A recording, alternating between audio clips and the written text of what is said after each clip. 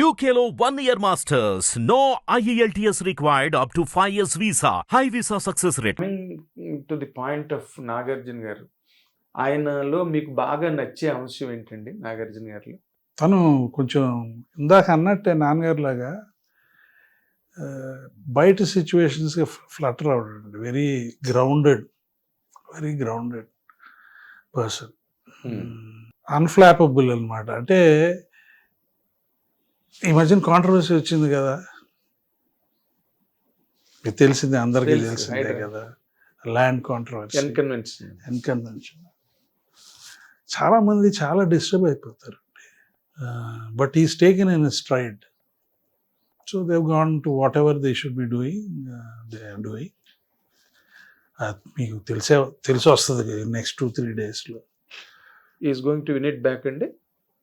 They going to make their efforts. Okay, but disturb అయిపోయి బ్యాడ్గా react అయ్యి panic అయిపోయి లేకపోతే ఏదో ధర్నా చేసి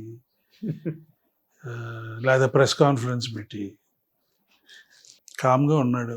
నిజంగా సార్, ఎక్కడ అసలు ఏదో ఒక ట్విట్టర్ మెసేజ్ ఒకటి పెట్టాడు, అంతే. ట్వీట్ చేశారు, అంతే, వదిలేసాడు. అది దట్స్ అ గుడ్ థింగ్ అండి. ఇప్పుడు అందరికీ ఏదో ఒకటి జరుగుతూ ఉంటాయి లైఫ్లో. మనకి ఇష్టం జరిగితే మంచిదే, ఇష్టం లేని అందరికీ ఏదో రకంగా జరిగితే అందులో వీళ్ళేమో పబ్లిక్ పీపుల్. అది పబ్లిక్ కాబట్టి ఇంకా 10 times ఇదైంది. అవును, ఈజ్ అ సెలబ్రిటీ. అది ఇంకా చాలా మందికి చేశారు కానీ అయ్యేమి ఇది అవ్వలేదు, కానీ ఇదయింది బాగా. But that nature is a good nature to have, desirable nature to have at that level. He maintained a lot of restraint. Very difficult to be like that. ఎందుకంటే అంత ప్రాపర్టీ ఇప్పుడు చూస్తున్నారు కదండి, సమ్ పాలిటీషియన్స్, ఈ controversies in news paper, ఒకళ్ళ మీద ఒకళ్ళు. ఇప్పుడు ఇది కాంట్రవర్సీ అవ్వాలంటే ఇంకా తను ఎంటర్ అయ్యి ఉంటే దానికి ఇంకా అవుతా ఉండేది. అవును కదా, అన్డౌటెడ్. మీకు అనిపిస్తుంది అట్లా? కరెక్టే కదా. నాగార్జున గారు బయట ఎక్కువ మంది ఎట్లా రియాక్ట్ అవుతారు దీనికి? ఇంకోరైతేనా మీడియా ముందు మీడియా సమావేశం నిర్వహిస్తారు, మీడియా మీట్ ఉంటుంది, అందులో దే బ్రేక్అవుట్. అక్కడ కూర్చుని మా కాగితాలు ఇగో, మేము అప్పుడు తెచ్చిన పర్మిషన్స్ ఇగో, మా డిజైన్స్ ఇగో, ఇంతవరకే మాది, ఇక్కడి నుంచి మాది ఇగో అని చూడండి మీరు షూట్ చేసుకోండి అని కెమెరాల ముందు పెట్టి మరీ చూపించి. సో ఎక్కడ ఏం చేయాలో అక్కడ నెమ్మదిగా నింపాదిగా చేసుకుంటే బెటర్ కదండి. So that's what you like so much in Nagarjuna garu. What you do not like in him అండి? ఏమో ఇప్పుడు ఏమీ లేదండి, ఇప్పుడు అట్లాగేం లేదు. కానీ బిగినింగ్లో నాకు చేసే రోజుల్లో ఎర్లీ పార్ట్ ఆఫ్ హిస్, అప్పుడు కూడా నేను 6 గంటల తర్వాత పని చేయను, సండేస్ పని చేయను. బిగినింగ్ ఆఫ్ ద కెరియర్ నుంచి తను ఒక బ్యాలెన్స్ పెట్టుకున్నాడు. తనకి నాకు అదే డిఫరెన్స్ లేదు. You have to go for it. ఏది కావాలంటే అది చేయాల్సిందే అని నేను, లేదు అట్టా ఉంటే లైఫ్ ఎట్టా ఉంటుంది, ఇంకా ఇదే అయిపోతుంది. అంటే నేనేమో దేంట్లోనే సక్సెస్ అవ్వాలంటే, విజయం సాధించాలంటే you have to have relentless efforts అని ఒక థాట్. ఇది నాన్నగారిని చూశాను కదా, చాలా మందిని చూశాను. నాన్నగారు whole life is like that, full of hundreds of. అది ఒకటి నచ్చేది కాదు. But still he became successful. Maybe would have been more successful, I don't know. But ఎవరికి కావాల్సింది వాళ్ళ ఇష్టం కదండి. అంతే, it is there call. So now I don't see that's his independent call. అప్పుడు నాకు అనిపించేది అట్లా. What is your contribution Nagarjuna గారి కెరీర్ బిగినింగ్ డేస్లో?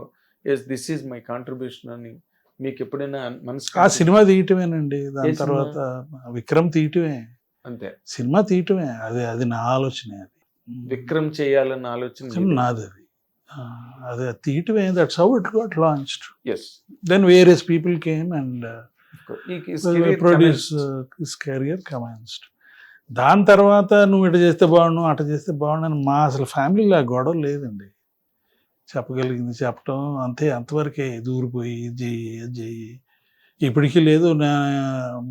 అతను ఏమేం చేసినా నేను వెళ్ళి నువ్వు ఇటు చేస్తే బాగుండు ఇటు చేస్తే బాగుండు అని అడిగితే తప్పే, చెప్పే క్వశ్చన్ లేదు. అడుగుతుంటారా మిమ్మల్ని ఎప్పుడైనా? ఎప్పుడన్నా అడుగుతాడు, అడిగితే చెప్తాను.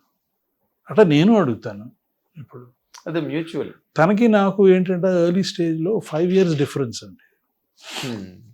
ఈజ్ నాట్ లైక్ మై, అంటే పెరిగేది ఇప్పుడు ఎట్లా ఉంటుంది, when you're 12 years old is 7 years old. చాలా చిన్నవాళ్ళ లెక్కే ఉంటుంది. అది యాటిట్యూడ్ అట్టగే పెరుగుతుంది, కంటిన్యూ అవుతుంది. ఎస్. సో మీకు 7 ఏళ్ల పిల్లలాగే కనిపిస్తాడు. లేదు ఇప్పుడు, not now. I'm talking about during the film days. Those days, film days, the early film days. Early film days. So దానివల్ల మీరు ఇలా కాదు అలాగా ఇలా కాదు అని మీరు చెప్పింది అది ఒక్కటే, అదే 6 గంటల తర్వాత చేయను, ఆదివారం చేయను అన్న పాయింట్స్. అండ్ ది బెస్ట్ పెర్ఫార్మర్గా మీరు ఈ మధ్య చూసిన సినిమాల్లో నాగార్జున గారివి, ఆఫ్ లైట్ చేసిన సినిమాలు, అంతకుముందు of course you have travelled with him right from the day 1, విక్రమ నుంచి అనుకోండి. బెస్ట్ ఫిల్మ్గా మీకు అనిపించేది అంటే శివేనా? అన్నమయ్య అనిపిస్తుంది. అన్నమయ్య తనకి అలవాటు లేని క్యారెక్టర్ కదా అది, ఎప్పుడు చేయలే.